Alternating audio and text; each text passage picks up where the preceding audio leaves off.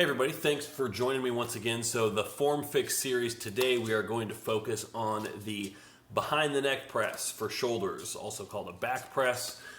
This is an exercise that has been, I would say, unfairly vilified with so many people. Just whenever I post a video of it or a client posts a video of it, just automatically saying, you shouldn't do that, because of course everybody's a personal trainer and everybody knows everything, but it's a lot more complicated than that. So there's a certain subset of the population that probably shouldn't do it, but for the rest of us, it's a perfectly good exercise. And in fact, I would say it's actually, as far as development is concerned, superior to a front press or a typical like standing barbell shoulder press, just because the amount of recruitment that you get from the lateral and even posterior head of the shoulder is much greater. It doesn't allow the anterior delt to take over, which if you do a lot of front shoulder pressing and a lot of chest pressing as well, it's going to get hammered pretty hard, and it's not necessarily the kind of thing that we want to be attacking really aggressively. So what we're going to do is talk about who should and who shouldn't do this exercise, and then we're going to look at some common mistakes with form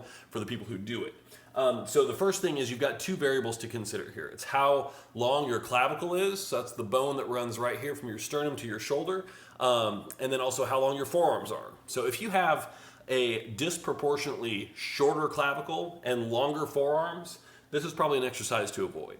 For the rest of us, we can work around it and make some adjustments in form and mechanics and grip, and probably get a lot out of it. What I tell people is, once you watch this video and you have a good understanding of what is good and what is bad, try it with lightweight. And if it feels off, you're probably in that subset of people that shouldn't do it. But if it feels maybe a little awkward but not painful or uncomfortable, it's just going to take some practice to get used to it and get better at it and improve, just like with everything else. So that being said, let's go ahead and break down some good and some bad form here. We'll start with the bad stuff, and I'll swing you around. We'll zoom in a little bit. You can see me here. So this is the bad stuff. So what we're seeing here, if we just go ahead and hit play, this is me. You'll notice I'm doing this with no weight on the bar, just because I've been doing this movement correctly for long enough that if I'm going to do it incorrectly, it just feels so bad, and I realize that the risk of injury if you do it wrong is a little bit higher. So let's take a look if I can find my mouse cursor. Let's hit the play button here and see what we see. So a couple of things wrong here, and these are the two key things that I usually see wrong. First of all, I am taking it down way too deep here. So it's actually coming down and coming very close to hitting my traps down at the bottom of the movement there. So you think, hey, range of motion, we always want the biggest range of motion possible. No, we always want the most appropriate range of motion possible. And for this one, if you take it too deep, it is often going to be inappropriate, especially if you have longer forearms.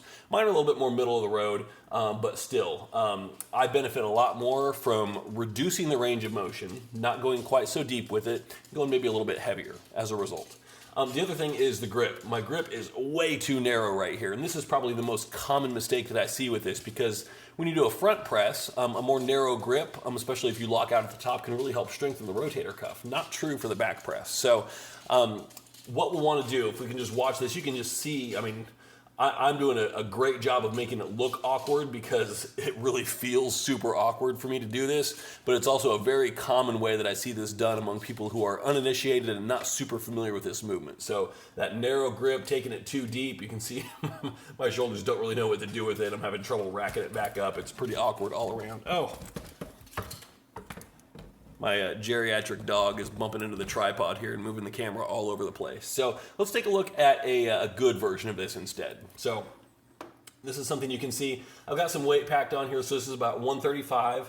The hard part here is pushing off from the bottom of this movement and getting everything stabilized. So the first thing you do is I always hold the bar in a lockout like that and get my core stabilized, because this is my primary way of doing abdominal training, is passively on presses like this. So now what you're going to notice here is my grip is much wider here. Not super wide, but when you take it down to the point of max depth, which I'm going to stop when my hands reach about the level of my ears, your forearm should be perpendicular to the ground, vertical, straight up and down. So let's watch for that and see what we see. Exactly. So that's the right kind of depth. Now the angle is a little skewed. I'm actually not even coming all the way down to ear level here. Pretty darn close. But you can see the grip Down at the bottom here, do I have another rep in me? Nope, let's back it up a little bit. The dramatic lift, there we go. Stabilize the core and take it down, and there's the bottom right there.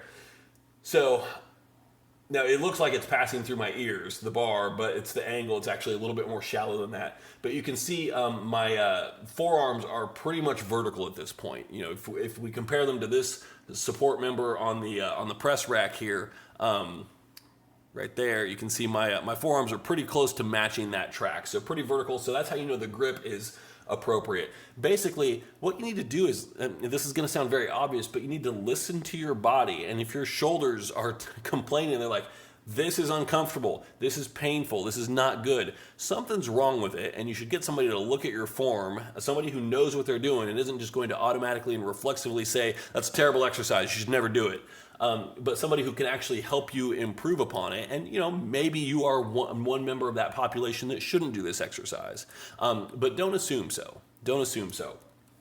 But again, if you're going to experiment with it, do it with really light weight. Even if your gym has warm-up bars like PVC or broomsticks or something like that you use for dynamic warm-up for shoulders, trying to behind the neck press with that just to adjust mechanics, do it in a mirror, see how things look, get somebody else to look at you who has an opinion, who you trust, and see what they say. So again, we're going to reduce the range of motion, not take the bar down quite so deep, go with a slightly wider grip, keep the core stabilized throughout, and just focus on that tension. And again, we're not going to lock out all the way, we're going to come all the way back down.